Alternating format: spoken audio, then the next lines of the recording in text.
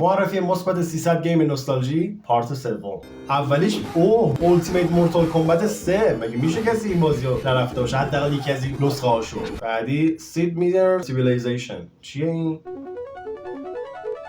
یه تمدن سازی مسکه. اسپیس شاتل ا جورنی اینتو اسپیس. این چیه؟ نه اینم بازی نکردم. ایناست که بعد پدافندهای هوایی رو کنترل کنی. رود رش، یه بازی بالاخره تو سبک ایکستریال. باله ریال سپورت بوکسینگ. پانچمن ها قشنگ‌تر بود. سلام. سونیک ده هدشات. این نسخه شما نرفته بودم. نسخه قبلیش که تو پارت قبلی دیدیم که دیگه همه رفتن. وای چقدر رو مخ بود وقتی میزدن.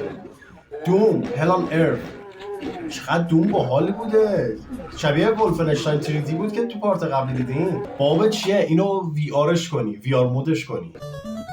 وای این سیرکس چارلی، وای چقدر من از بدم میومد وقتی میمرد. خیلی رو مخ بود، اصلا بازی رو مخی بود.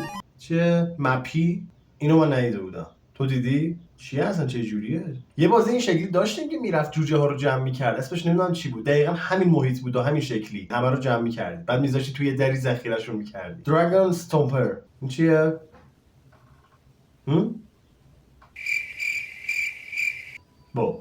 خب که چی؟